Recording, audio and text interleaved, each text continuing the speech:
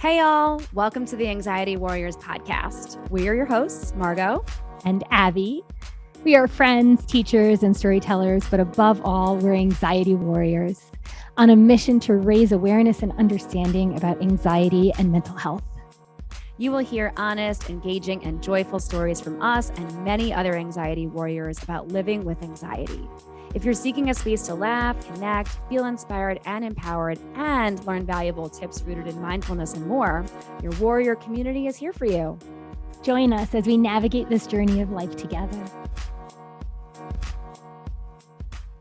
Welcome, warriors. Yippee! Yippee!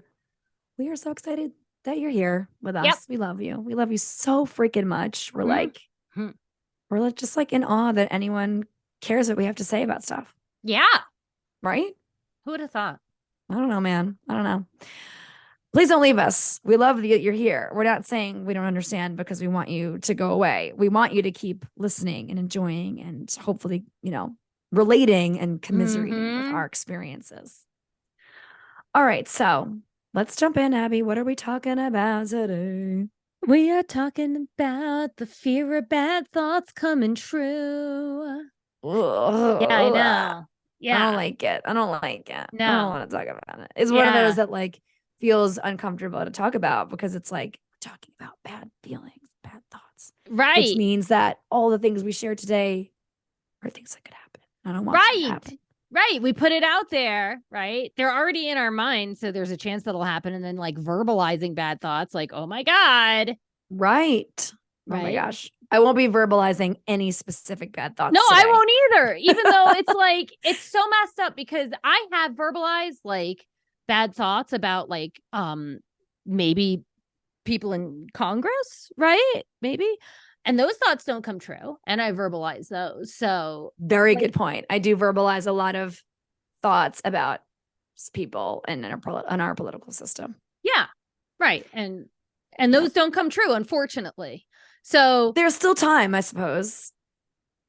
Let me just say COVID didn't get them, right? So that doesn't mean anything. I mean, plenty of things could still. Anyway, I feel like we're branching off into something in really dark territory. Those bad thoughts don't come true. So right, anyway. That's true. I'm glad that you said that, right? Because it's that feeling of just there's the schools of thought that you and I have talked about before about the danger of people believing that everything they think and say out loud is their reality or will become their reality. And while I very much believe to some extent, with a little asterisk, right, that a lot of what we say and do has power and, hopefully if you're a good person, good things will happen to you. That doesn't mean that they will though. And it doesn't mean if something bad happens to you that you wished it that way or that you did something with some kind of weird, intent that made it happen. Yeah. And so we've talked about that many times, but I love the idea that I don't know, that it doesn't have to be that we can have, you and I are saying, kind of funny, right? That we're talking about bad thoughts that we've had about things and people that we wouldn't maybe admit out loud on a podcast that's available for public consumption. Right. But that those things that we wished and hoped for or whatever haven't come true. Right. And so it's proof that not everything you think and do, right? Means that that's the reality or is going to be the reality. Right. So I like having sort of that side of it too. Right. It's sort of there's proof of each thing. Totally. I feel like I've had proof of things happening in my life that I do believe that I fucking willed that thing to happen with work, right? With effort, not just poof magic. Okay. Everything's going my way, right? With work, but yeah, of course I believe that mindset shifts are part of that. Of course I believe that positive thinking is part of that. And using affirmations, things that support me mentally and physically, right? I do believe that they play a role, and we've talked about that before, but it can't be the be all end all. It can't be everyone's reality, nor should it. Right. And that's where the anxiety for me comes in. So I fully immersed myself in the wellness world for so many years. Right. And I definitely think I've shared that at some points, when bad things were happening, you know, like someone tried to steal my cell phone. I'm like, oh my God, how did I create this? Even though I did not create it. Right. But I still like this thought about this actual podcast, like title, theme, chat came because I don't know if the warriors know, but my husband loves flying small planes. And that is something that gives me anxiety. Right. And with anxiety, usually we have unpleasant thoughts. And so sometimes when I'm sitting in the small plane with my husband, an unpleasant thought happens. And then I'm like, no, don't think it. Don't think it. Don't think it. Like, I don't want that. I don't want that. Good thoughts. Right. And then it spirals into more anxiety. And so I agree with you that our thoughts, to an extent, have power. And some of our thoughts, because we have so many, so we don't know, like, you know, but some of our thoughts can come into reality and come to fruition. Right. Yeah. I think too much positive thinking is a problem when you pretend that the real problems aren't there. Right. Like, oh, it'll be okay. Rather than like dealing with the problem. Not you, Margot. I mean, the general you. Yeah. Right. I think negativity bias, which is usually the bad thoughts, has a purpose too. That's what kept us safe for so many years and worked with anxiety, right? Like keeping us safe. Like the negativity bias would always look for what's wrong. And that kept us safe. So if we were thinking about like a saber-toothed tiger, like we didn't will that into the reality, right? We actually knew about it, and knowing about it and thinking about it kept us safe from getting eaten by the saber-toothed tiger at some point. However, there are still so many times in my life, even with this logic that I just said out loud, where I have a bad thought and then I'm so afraid of it coming true. I have this like ripple of anxiety, and then the anxiety wants to perseverate on the bad thought, but then the fear of the thought coming true wants to perseverate on a good thought. And then it's like, blah. Right. And then you just stop thinking altogether. And that's where My you do God. the phone scroll or find Yep. something else to think about completely. Totally. I fully relate to that. Fully relate. Probably not as much of a spiral. Okay. I mean, because you and I have had so many conversations about it. So like, I feel like it might be a little bit trickier for you, or maybe just that maybe your mind goes there a little faster than mine does. But when that does happen to me, it happens just like that. Yeah. It happens just like that. I feel like, so it made me chuckle to myself when you were talking about like flying in small planes and like you're in the middle of this extremely, you know, fraught sort of situation where like you have no control. There's a million possibilities, which let's face it, there's a million possibilities forever, right? Like driving in a car. We could literally, right, exactly. Like this was not what I was going to say, but I just spent the weekend in Jersey and Philly for a little, you know, retreat this past weekend. And there was a con man or somebody that was had escaped prison that was like loose in PA. Yeah. And so Adam was talking to his mom like I don't know, yesterday. And she was like, how you guys doing? Whatever. And he was like, oh, I'm good. You know, Margot just got back from a little, oh, where was she? She was in Jersey, Philly. Oh my God. And then she like went off about like, about, you know, this killer on the loose basically. And he was just like, like, and he's not an anxiety warrior. And so like his mind just doesn't even, he's like, okay, she's home now. She's home. Yeah. Now. Like, and it's just like stuff like that made me crack up. It's like there's a difference between a warrior and a non-warrior, like embodied right there. Yes. And like I always laugh to myself that I am genuinely both. But when it comes to safety and danger, like my mind will somehow turn off the fact that I'm anxious when it comes to stuff like that. I'll just go to the place and do the thing. Yeah. But then there are other things where I'm like, you know, I feel like I mentioned on a previous pod that like I don't like, you know, roller coasters very much. Once I'm on the roller coaster, I'm fine. Right. Well, I'm not really fine. It's just like what at that point I might as well just scream and die and like try to have a modicum of fun. Right. Which is like, you know, hairline amount. Yeah. I was like, I don't think I ever have fun on roller coasters. The tiniest. I'm fun. You know what's fun? When I'm done. Then I've had fun. Yeah. When the roller coaster stops and I'm still alive and my heart's still beating and every part of my body's still intact, I'm like, that was fun. Right. I don't really mean that it was fun. Whatever. my point is that I feel like I had said that when I have to wait for any amount of time, whether it be 30 seconds or an hour, I am actively out loud saying, we're all going to die. Like I definitely said this on one of our previous pods. I don't remember which one, to be honest, but that I'm actively saying it out loud to Adam, to whoever's nearby. Everyone, call your loved ones. And part of me means it. And then once we sit down on the ride, I'm still saying it. I hope everyone called their loved ones. We're gonna die. And so I say it with so much like sincerity. And that's the part that I feel like most people just chuckle and then they try to ignore me. And I'm just like, you have to stop doing this. But here's the sick part. I feel better saying it out loud.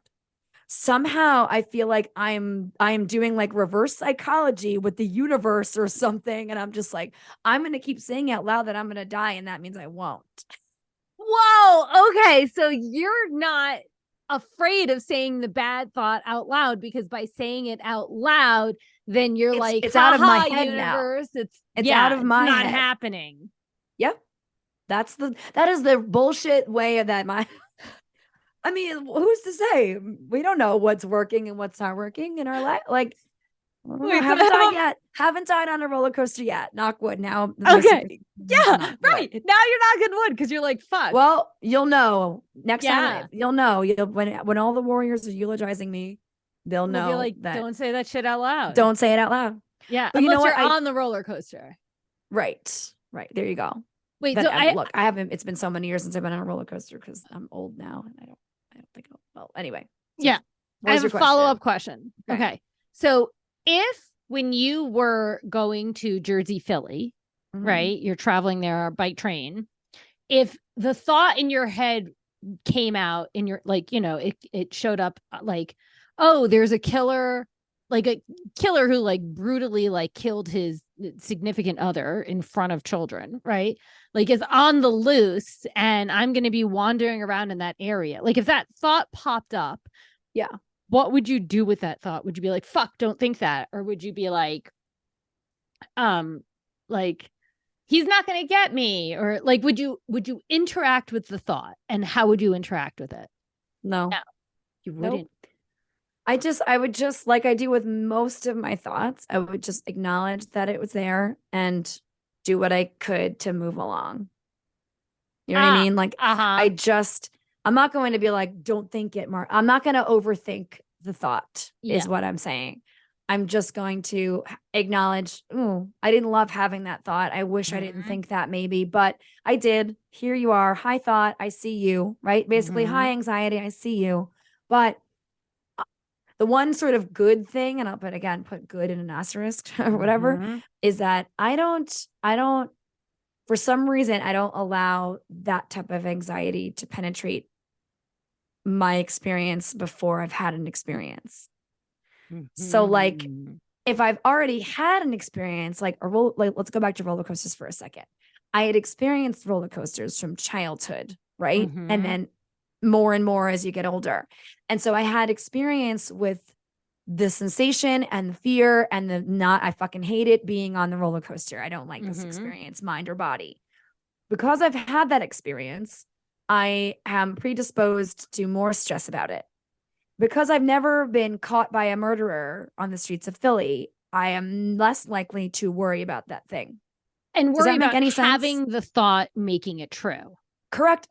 Yeah, because I feel like because I don't allow the thought to hang out. Because then it's not an anxiety, is what I'm saying. Yeah, got it. The thought doesn't sit with me because I'm not worried about it. Right. If I were worried about it, then I would start to feel worried about the thought lingering and stop thinking that, Margot, don't think that bad thought, it might come true or will come true. Right. And you're bringing, the universe is going to punish you for thinking that bad thought. Like, so it doesn't like stick around for long enough for me to worry about it. That's an interesting thing you just said, which is in the same vein, but we haven't actually covered. The universe punishing you for bad thoughts. What do you say more about that? Because it's just connected. It goes to the conversations that we've had about manifesting. Yeah. Right. Like manifesting your reality, whether it takes 1 year or 20 years. Like there are people who believe that something that happens to them 20 years in the future might have been impacted from something you do right now. Right. Right. Or something you think right now. Yeah. And I feel like that's not complete bullshit. I don't not subscribe, but I also don't think that's going to be the be all end all definition of my reality. Like, I'm not going to allow the fact that, like, I'm having a thought right now, and then when Margot turns hopefully 60, right, 61, I'm going to say, well, that thing happened or didn't happen because back when I was 41, I had that thought, or I said that thing, or I put that out into the world. Right? I spoke that thought out loud. I shared what I wanted for my life, like whatever it is. Okay. Or I had terrible negative feelings about X. And so Yeah. now that those things are coming to fruition, you know, in 10, 15, 20 years, like there are people that believe that kind of stuff. And I Right. guess cool if that serves you and works for you. But like most of the things that I feel like I'm like manifesting or I'm wishing for, or I'm working towards, or I have faith in Yeah. are things that are like closer to my current reality. They're less about like future planning. Yeah. Yeah. Right. Okay. Because when you said like the universe will punish me, I think that's what you said, right? Yeah. You were just like saying it like this. Yeah. Like I heard That's what I that said. as if I have these bad thoughts. Like I was thinking bad thoughts like we lightly said about some politicians, right? The universe will punish me for these bad thoughts I'm having toward these other people. But that's not not really what you were thinking. That's not really what I'm Okay. Really what I was Okay. So that's so funny because when you said that phrase, that's what I thought of, like being punished for having bad thoughts about other people. Because like, so is that where your mind goes then? no, I don't subscribe to that. I don't. Mm. I don't think the universe is going to punish me for having bad thoughts about other people, because those people in power have a lot of bad thoughts to a lot of people, and bad things don't really happen to them. So then what is it then, do you think? Wait, what are the thoughts? Like not with that, you know, I'm not saying tell us what the bad thoughts are, but like what types of thoughts then do you think are what do you think the fear is then? The worst is like just losing people. So when I have that thought or something like bad happening like that, I'm like, nope. So it's like it's a life or death thing predominantly. Yeah. Interesting. Yeah. That's interesting. But I mean, it makes sense. Yeah. It makes sense. Yeah. Right. I mean, like flying in a small plane. Yeah. Sometimes you're Do you think about your own mortality though? Yes. Oh, okay. Yeah. That's so interesting. Yeah. That's interesting. Yeah. So I don't really subscribe to like that thought creating bad things happening. But when I have that unpleasant thought, I'm like, go away. So then if you don't subscribe to it, then why are you showing the thought away? Just because it's uncomfortable? Because I used to subscribe to it. So there's still a part of me. Okay. So it's the trauma from that, right? It's the conditioning from that. Yeah. There's so many years that I live that my thoughts create my reality. Right. And I believe for sure that some thoughts, because think about how many times we think and how often we don't even notice the thoughts we have, right? Or sometimes we're reading, and our reading are the thoughts of someone else's thoughts, right? Those don't come true. So I do agree, believe, subscribe, whatever language, that our thoughts can definitely shape our reality, and our thoughts can definitely influence our reality, and our thoughts can show up in reality. But not all of our thoughts. That'd be total chaos, right? And so, but hell yeah. Yeah. Oh. So that's it's the negative thoughts that involve loved ones that I'm like, no, go away, stop it. That's where my superstitions come in. That's how I know that I've never been diagnosed with OCD, but I know that I have maybe not it exactly, but I know that I have tendencies, although I would argue that I probably have OCD to some extent for certain things. Like I have these horrible, it's not horrible, but like they're dumb, but it's like, I like certain numbers to be a certain way before I say turn off the TV, or like I need the volume to be on a certain, you have a choice between 5 different numbers. If I turn on the TV the next day and it's not one of those numbers, I have like why didn't you? And it's so funny because like Adam just fully indulges it. Like he's he understands that like it somehow it soothes me. It soothes my anxiety knowing that like I'm gonna turn on the TV and the right channel is gonna be on. Now, Mm-hmm. the thought isn't dark. It's not like something bad's gonna happen. So I think that's a big difference between like folks Okay. that really suffer from OCD. Right. For me, it's like a tick or something. I just feel Mm. like slight discomfort. Like, that's not what I wanted it to be. It's less Mm. like scary and dark or deep, and it's more like, Yeah. but there is still a thought there, right? It's like Mm-hmm. something could be off with the world or something. That's where my like, dumb like spirit mind comes in, because numbers are really attached to spirituality and different beliefs. And so it's not necessarily about it being negative. It's just about like, but I don't want to invite that in. So it has a lot of notes of what you were saying about the trauma, right? From being a part of, not really, it was never pushed down my throat in the same way, but like that I know it had for you, and you sort of entered it in a different way than I did too. And so like for me, it's like a gentle part of my trauma. Yeah. It's not the same kind of PTSD that I think that's lingered for you, and that when it comes to that kind of stuff. But I also just have an attachment to numbers. Like I think I'm never put it together that it may have to do with that in particular, Mm. but it does stem from childhood, which makes me feel like it can't have too much to do with like the concept of manifesting or whatever, because I didn't learn any of that stuff as a kid. Right. So Right. I think it's just a weird fucking quirk that. But maybe at some point, like you didn't like have the volume at, I'm just going to say number 10, and then maybe something not great happened. But when the volume's at Yeah, I have 9, no everything, evidence of that. So right. I don't know, Right. but like it's not impossible. Yeah. Not I mean, nothing's impossible, but like it's just fascinating. I think the way our Yeah. minds work and what they Right. choose to hold on to versus not hold on to. Like, Mm-hmm. but I imagine now going back to like a roller coaster is a quick thing. Being on a plane for hours and hours, you really have time to let that shit sit and Yeah. marinate. Can't let that shit sit. Right. That And changes so the like experience. You gotta figure out a way to let that go. I was And gonna say, so what are yeah. the active practices for you when you notice that like you're really ruminating on not ruminating on a bad thought? Yeah. I mean, they're different given the situation, right? How about in that In circumstance? Like, that what did you do circumstance, in that moment? I I noticed my anxiety and took a note to have this conversation at a later date.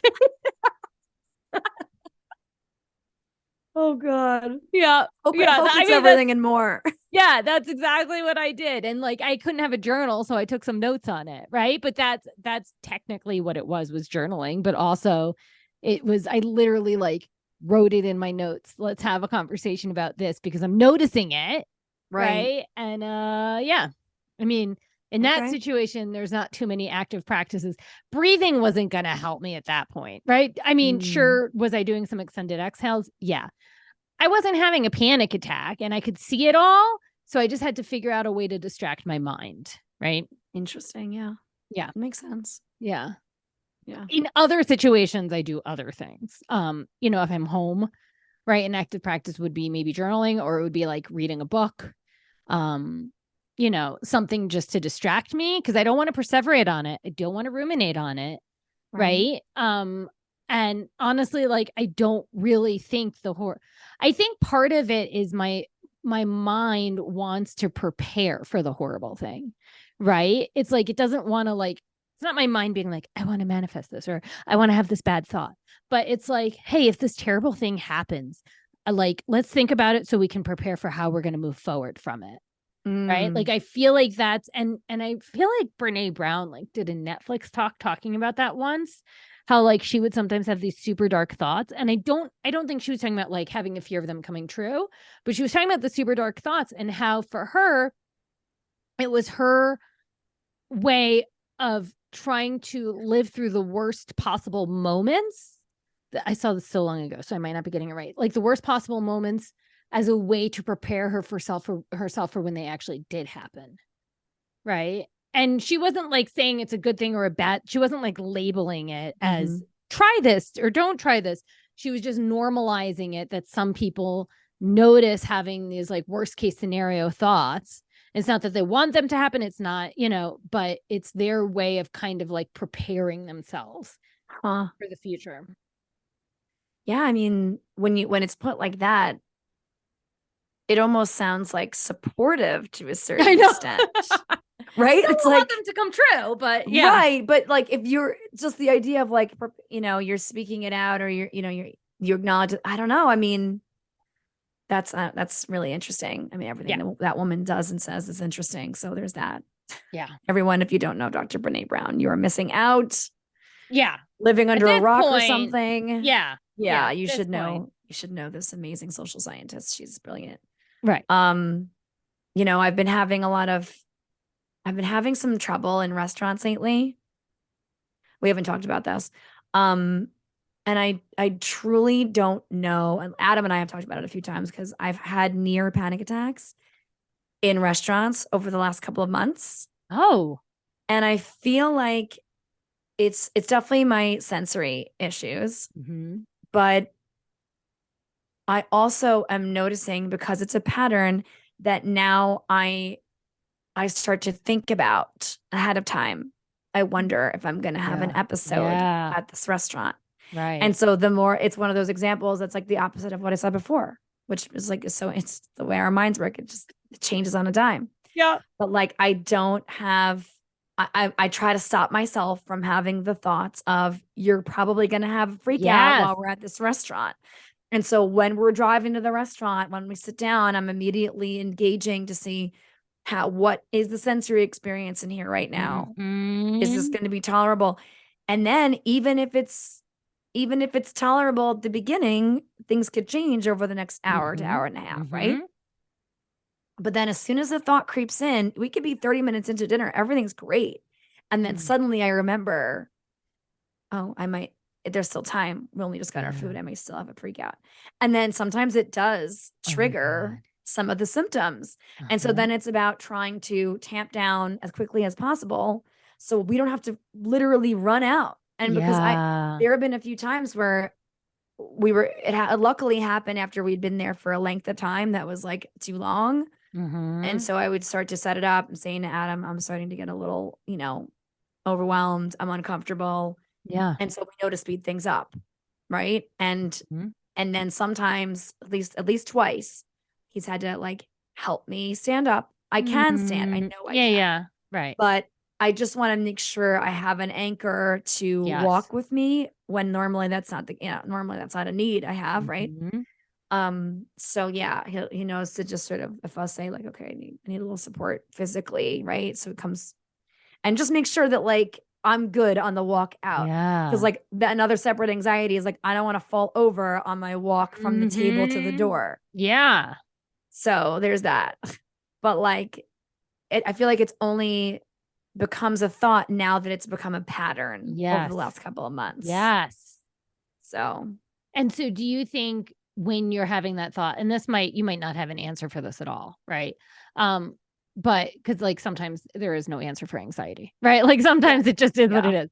But do you think that when you have that thought before you go, it's trying to protect and prepare you? Like, oh, okay, this might happen. Let's be prepared, kind of like what Brene Brown was saying. Or when you have that thought, do you feel more like, oh no, I don't want to think this because I don't want this to happen. Like, that part.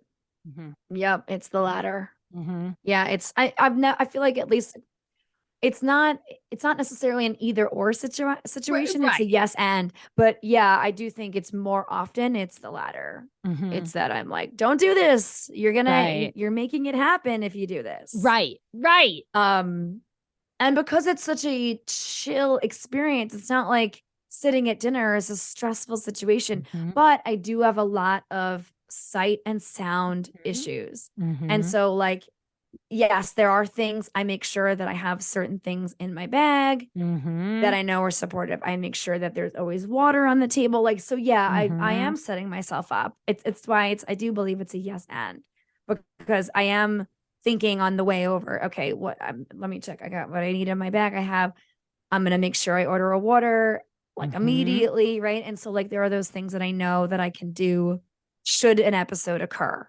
Mhm. But I feel like I'm more just like frustrated with my mind. I'm more just frustrated with my thoughts for even going there before anything's happened. But it's like if the pattern didn't exist, the mind wouldn't go there. But Yeah. because the pattern exists, it makes sense that the mind goes there, right? There's a pattern in Mm-hmm. place. Right. Um, Right. and so yeah, for me now it's like it's a mini win lately if we go to a restaurant and I don't have an episode, which is really Ugh. sad because I love eating at restaurants. And like so Yeah. last night we went out to dinner last night and it was a non-issue. I was good. Okay. Um but I also think that part of that maybe could have been that like it wasn't a plan. We were just like out somewhere and we're like let's just stop for food. Let's eat. And Mm-hmm. so we did. I don't think they're related, but I do want to say that that's sort of the one chink in the chain that maybe that part, it being fully spontaneous, didn't allow me any time to think about it beforehand. Still Mm-hmm. could have happened, but I didn't have the space beforehand to think about it. Yeah. So Yeah. anyway, interesting. Yeah. Yeah. Anything else you want to say about this topic? What else is coming up? Anything? No, I feel good. I feel like I got my parts out, right? I feel like I over explained myself so people totally understand me, right? Same. um I feel like we went full circle, like with you with your like, I just, say it out loud, it's good. And then it's like, but sometimes I tell those thoughts to go away, right? It's like Yeah. the That's the the the magic of our minds. the magic of our minds and being human, right? It's like the full thing. Um, Yeah, and holding I like that we've talked about like holding space for multiple belief systems too to be reality for yeah, folks, right? right. Because I know for me it is a push and pull in my own mind about what I believe about thoughts and what I believe about how they come back or don't. And like it Mhm. is a back and forth in my mind. So I like that we've created a little bit of space for both things to be true at the same time because I do believe, well, speaking just for me, I do believe there's space for both things to be true at the same time. Totally. I Yeah. do that too. I mean, I think I already said it, but like I I don't believe that having a negative thought is gonna like give you cancer, right? And I'm only saying that because like, my dad had cancer. I don't think my dad's thoughts created cancer. Maybe his behaviors from growing up from a severely like traumatizing situation, his behaviors led to him having unhealthy situations that led to him having cancer, right? Sure. But ultimately he wasn't having thoughts that then led to his cancer. Correct. But at the same time, like I do think our thoughts have power. I think our thoughts shape the way we view ourselves, the way we view others, what we think is possible for our life. Like so Yeah. I'm definitely on both. But I'm not like, and I see the value in negativity bias. Like I see Mm, the value in negative thoughts, especially when we needed to survive. We needed those yeah. negative thoughts, right? So I'm in the both camp, right? Yeah. But I had not been in any camp for a long time, and then I only subscribed to one camp, and now I'm in the undoing of the one camp and seeing the both camp. Right. And I see Yeah. I think they both do, but I don't think that having one random thought about something bad happening necessarily will make it happen. Right. I think that's the important takeaway, Right. right? Is that dark and negative and bad thoughts are normal parts of the human experience and the human mind. Yep. And we don't need to demonize them or ourselves for having them. And Right. we're not doing bad by ourselves or others by having those thoughts because Totally. how is it going to serve you better if you start to shit all over the way that your own mind works? Yeah. Instead, we need to actively be curious about the way our mind works, notice its patterns, notice where it goes, and then Mm-hmm. do the things that do feel really good and supportive. Find the things that do feel good and supportive to you when you're having those dark thoughts, if they Yeah. bother you. If you do feel like they are creating your reality in some way, what are the practices that you're using to help you think that a little bit less and instead be more just curious about your conditioning, your trauma or whatever, and how that might have informed those thoughts. Okay. So warriors, take some time today, this week, to consider your relationship to your own thoughts. Do you think your thoughts are powerful? Are you empowered by them? Are you fearful of having negative thoughts when you have them? Do you put a lot of weight and stock in the fact that you have negative thoughts? Do you believe in sharing them outwardly? It gives them more or less power. And do you think there's room for a little bit of both? Do you find a balance for yourself in terms of not coming down too hard on yourself for having the thoughts, and not necessarily believing that having negative thoughts will impact everything and everyone around you? Do you have a balance between that, and understanding that your thoughts can be powerful vessels for important things? And that negative thoughts did keep us safe for many years and still do, right? And I know, going back to the joke about the it's not really a joke, about the story about the roller coaster. It's like, I truly believe that saying those negative thoughts out loud is what saves me. I know it's not logical. And what if there's someone there that truly believes that you saying those thoughts is going to kill them? That's their problem, I guess. They need to worry about that on their end. I have to I'm in survival mode when I'm about to go on a roller coaster. I totally feel that. We all have to be prepared for anyone to say anything at any point, right? Usually just say I'm going to pee myself like multiple times. That's what I say about a lot of things. That's my go-to, right? I just gotta prepare for the pee. Do you have like a continuous UTI? Like, what's going on? No. But I feel that way. Like, have you ever been so afraid you feel like you have to pee? No. What? Have you ever been anxious and feel like you have to pee? Have you ever I don't think so. needed to do public speaking and had to pee like 3 times?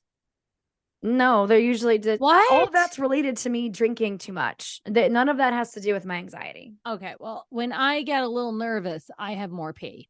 That makes sense. I get it. Yeah. Nothing wrong with it. I just think it's funny how often you mention having to pee. I like it. It's either nerves, excitement, or too much water.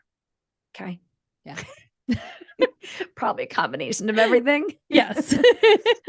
Oh my gosh. Okay. Margot, do you have a win of the week? Win of the week. I do. I spent a lovely weekend in community with some amazing fellow kids yoga teachers. It was organized by one of our former guests, Mimi Felton. Love you, Mimi. And one of our first guests. I know, one of our early birds.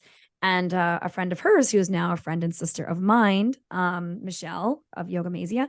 And we just had a great time just exploring the streets of New Hope and Philadelphia and Lambertville. And it was a very busy, joy-filled, fun weekend. And it was so great to connect with other people that do the work that we do, because so few of us do this work. And as we've said before, it can be isolating and kind of lonely being the only one that does this stuff. So having a community of people from all over the country and world, actually, one amazing Canadian joined us, and it was really great. We just were able to bond and connect in a really human level. And I know you and I were texting at one point late in the trip, and you were like, "Hope you're doing okay. It's like, how's your anxiety doing?" And we all know what it feels like to have to like be around people that maybe you don't know that well. And sort of maybe feel like you need to be on a little bit, like be going back to one of our previous episodes, being perceived in a certain way or being jumbled into a basket or labeled in some way. And so I felt a little bit of that in the early few hours together, but really pretty quickly it melted away over our 3+ days together, because these women were really raw and vulnerable and honest. And I felt like I could be my most authentic self with them, which was amazing, because that isn't always a natural state for me, especially with other women. So yeah. It was good huge stuff. It was good stuff. Yeah. I love it. All right. And I love seeing the pictures and the videos awesome. And all of it. It looked like a lot of fun. It was a good time. It was great. All right, warriors, if you'd like to connect with us for any reason, join our Instagram fam. We're at Anxiety Warriors Podcast. Or please send us an email. We'd love to hear from you for any reason. anxietywarriorspodcast@gmail.com. You can let us know your wins of the week, big or small. Share any topic ideas that you have for us, things you'd love to hear us chat about. Or if you think you'd be a wonderful guest on our show, you are a warrior too, and you have a story to share, we'd love to hear from you about that. Let's get you on the calendar and help you tell your story. Please take a moment and smash the 5-star rating wherever you're listening, Apple, Spotify, Apple Music. You can like and subscribe to our YouTube channel. All of our episodes are uploaded for you over there. And if you're feeling generous, grab yourself something fun from our Threadless merch shop. We've got mugs and hoodies and t-shirts and blankets and all the fun stuff with our Anxiety Warriors logos and fun sayings on them. And we think you need some. We think you need something fun. Yeah. Do it. Do it now. Do it. Threadless anxiety warriors. Get your merch, baby. Yeah. Thank you all so much for going on this journey with us. We're so grateful we get to do this with you all. Till next time.